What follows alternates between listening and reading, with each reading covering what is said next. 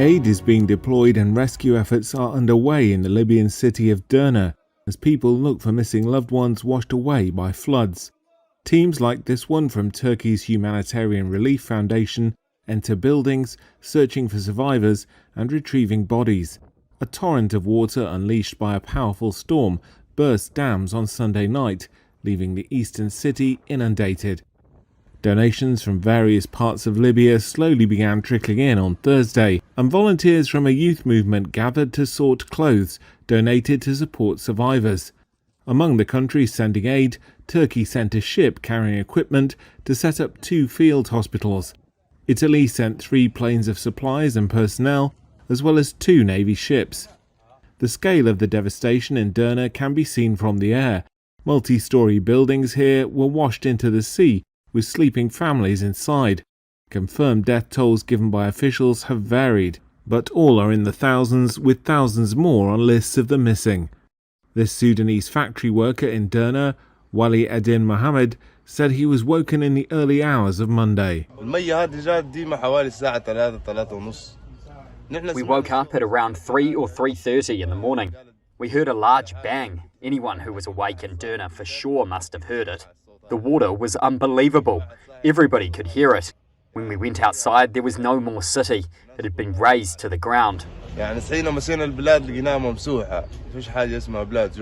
Recovery and rescue efforts are hindered by political fractures in Libya, a country of 7 million people. It's been at war on and off and without a government holding nationwide reach since a NATO-backed uprising toppled Muammar Gaddafi in 2011.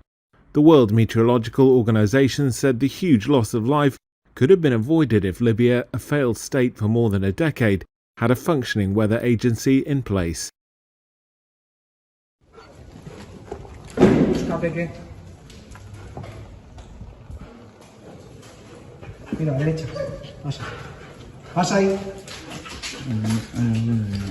Vamos edificio tras edificio registrando contrarreloj para intentar localizar dentro de su dificultad a cualquier persona que pueda quedar con vida.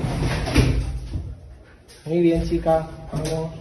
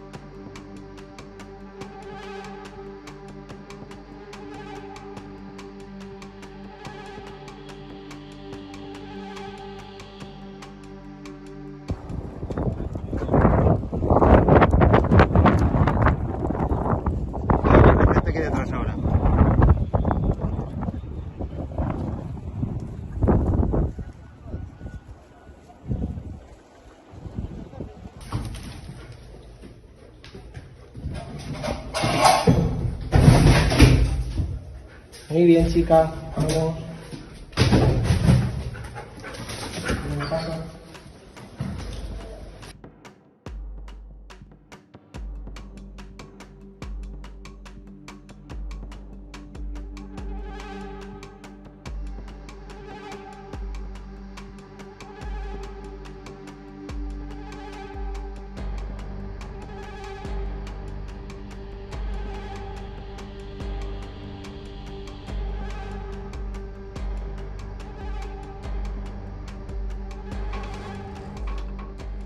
This incident is something that we never seen in Libya before. Unfortunately, it claimed thousands of lives, and still there's other thousands that are missing.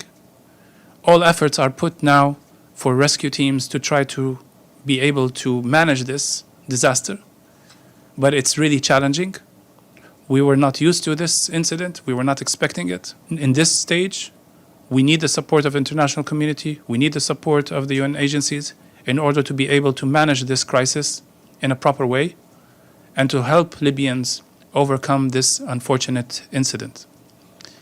We want to take advantage of the high-level week in order to gain or get this support. I cannot really confirm the final numbers, but it's really a high level of magnitude, and I'm afraid we will hear really large numbers, maybe even more than what has been confirmed so far. It was very overwhelming, and we were all happy to see that everybody didn't look into the politics when this response efforts came in. The only challenge was how to have the support reaching the right place in the right time. If you see the images today from around Derna, actually you'll see a lot of bottlenecks because there's so much flood of support coming from all over, whether it's on the government level, whether it's on the people level.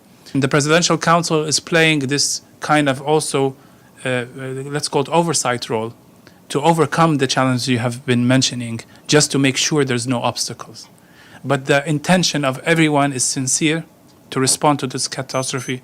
It has something that we never seen before.